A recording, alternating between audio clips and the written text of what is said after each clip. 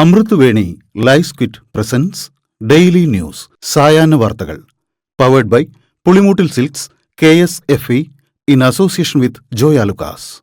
ഇത്തവണ ഫസ്റ്റ് അടിക്കില്ലേ നമ്മള്?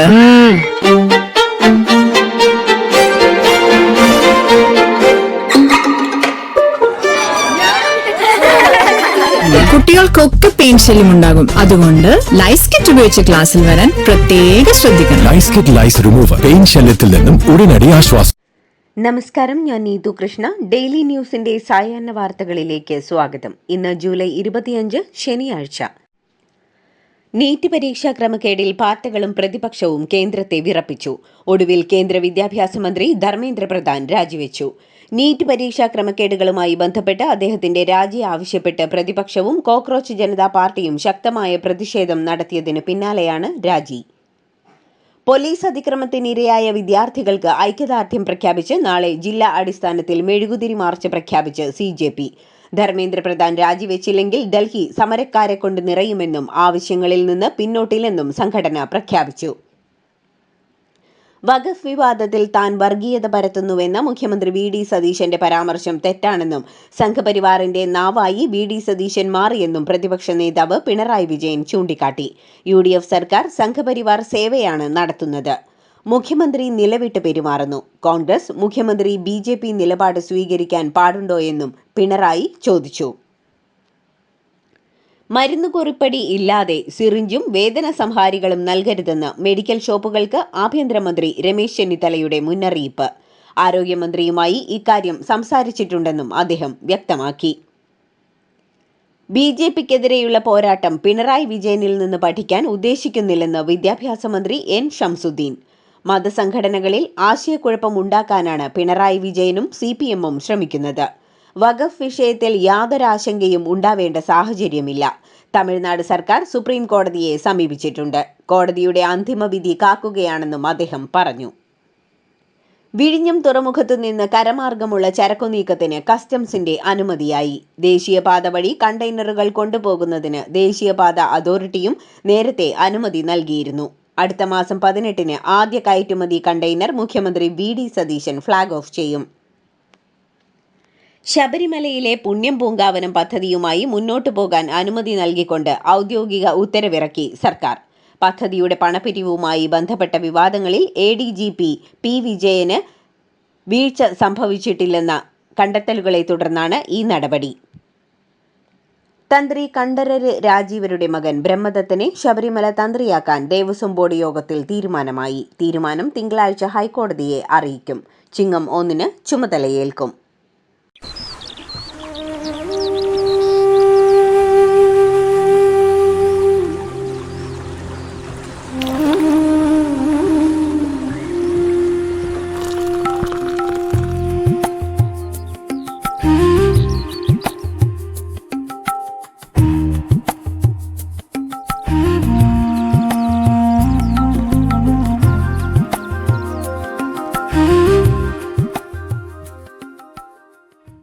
PK ശ്രീമതിക്കെതിരായ വ്യാജ വാർത്താ പ്രചാരണത്തിൽ കണ്ണൂർ സൈബർ പോലീസ് PK ശ്രീമതിയുടെ മൊഴി രേഖപ്പെടുത്തി. കണ്ണൂർ സൈബർ പോലീസാണ് കേസ് രജിസ്റ്റർ ചെയ്യുക. വ്യാജ വാർത്തയിൽ നടപടിയെടുക്കുന്നതുവരെ പിന്നോട്ടില്ലെന്ന് PK ശ്രീമതി പറഞ്ഞു. CJP സമരത്തെ പിന്തുണച്ചുള്ള ഐക്യദാർഢ്യ പരിപാടികൾക്കെതിരെ എടുത്ത കേസുകൾ പിൻവലിക്കണമെന്ന് മുഹമ്മദ് റിയാസ്. ദില്ലിയിലെ CJP സമരത്തിൽ മുഖ്യമന്ത്രി VD സതീശന്റേത് ഇരട്ടത്താപ്പാണ്. ദില്ലിയിൽ സമരത്തിൽ പങ്കെടുത്ത മുഖ്യമന്ത്രി ഒരക്ഷരം സംസാരിച്ചില്ലെന്നും റിയാസ് പറഞ്ഞു. ഇലക്ട്രോണിക് വോട്ടിംഗ് മെഷീൻ ഹാക്കിംഗുമായി ബന്ധപ്പെട്ട് പുറത്തുവന്ന വിവരങ്ങൾ ശരിയാണെങ്കിൽ അത് ഗുരുതരമായ ക്രിമിനൽ കുറ്റകൃത്യവും തെരഞ്ഞെടുപ്പ് അട്ടിമറിയുമാണെന്ന് രാജ്മോഹൻ ഉണ്ണിത്താൻ. വിഷയത്തിൽ താൻ കേന്ദ്ര ആഭ്യന്തരമന്ത്രിക്ക് പരാതി നൽകുമെന്നും അദ്ദേഹം വ്യക്തമാക്കി. CMRL എക്സാലോജിക് ഇടപാടിൽ പ്രതിപക്ഷ നേതാവ് പിണറായി വിജയനും മകൾ വീണയ്ക്കും കുരുക്കായി ശശിധരൻ കർത്തയുടെ മൊഴി. വീണ CMRLന് സേവനം നൽകിയിട്ടില്ലെന്ന് 2024 ഏപ്രിൽ 17-ന് ശശിധരൻ കർത്ത നൽകിയ മൊഴിയാണ് തിരിച്ചടിയാവുക. മാസപ്പടി കേസിൽ വീണയെ കുരുക്കി കൂടുതൽ തെളിവ് പുറത്ത്. നൽകാത്ത സേവനത്തിന്റെ ഇൻവോയ്സ് നിർമ്മിച്ചത് ഐഫോണിൽ എന്ന് കണ്ടെത്തൽ. വ്യാജ IT സേവനത്തിന്റെ കരാറും ഫോണിൽ കണ്ടെത്തി. കർത്തയുമായുള്ള ഇമെയിൽ ഇടപാടുകളും ഐഫോൺ വഴിയായിരുന്നു.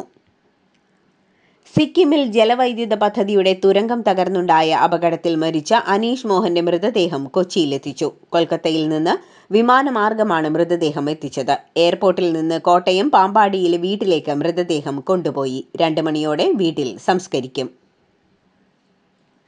തൊടുപുഴ മാങ്ങാട്ട് കവലയിൽ ലോകകപ്പ് ഫൈനൽ ബിഗ് സ്ക്രീൻ പ്രദർശനത്തിനിടെ ഡ്യൂട്ടിക്കെത്തിയ പോലീസ് ഉദ്യോഗസ്ഥരായ Karimannoor SI Roy, NS Roy, civil police officer driver Jijo Antony എന്നിവർ മദ്യപിച്ചിരുന്നതായി സ്ഥിരീകരണം. രാസപരിശോധനയിലൂടെയാണ് പോലീസുകാർ മദ്യപിച്ചിരുന്നതായി സ്ഥിരീകരിച്ചത്.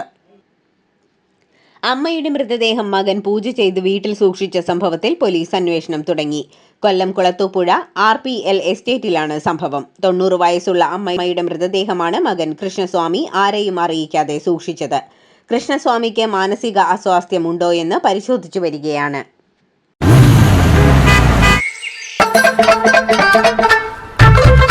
എല്ലാവർക്കും വന്നു ഡാൻഡ്രഫ്, എന്തു ചെയ്യും ചേട്ടാ?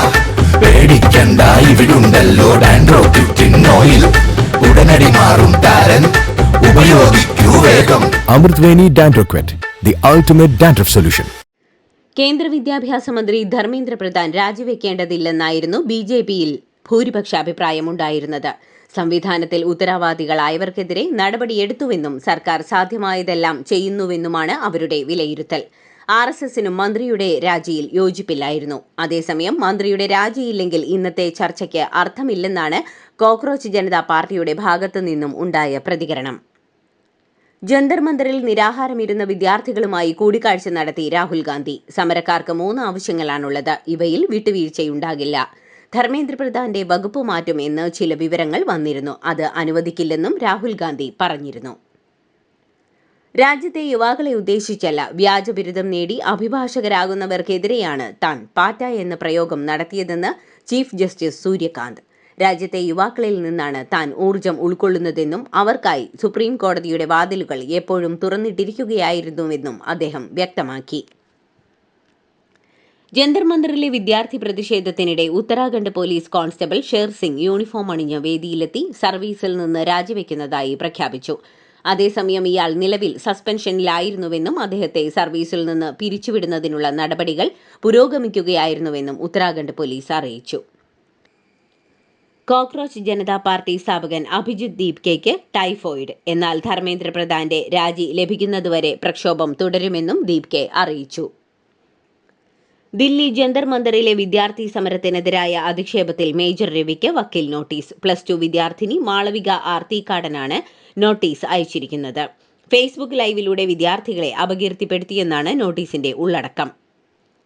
ജന്തർ മന്ദറിൽ നടക്കുന്ന വിദ്യാർത്ഥി പ്രതിഷേധങ്ങൾക്ക് സമീപം ദില്ലി പോലീസ് സ്ഥാപിച്ച കൃത്രിമ ബുദ്ധി അധിഷ്ഠിത മുഖം തിരിച്ചറിയൽ സംവിധാനം രാജ്യത്ത് സ്വകാര്യത, നിരീക്ഷണം, നിയമപാലന സാങ്കേതികവിദ്യയുടെ പരിധി എന്നിവയെക്കുറിച്ച് സമൂഹമാധ്യമങ്ങളിൽ പുതിയ ചർച്ചയ്ക്ക് വഴിവെച്ചു.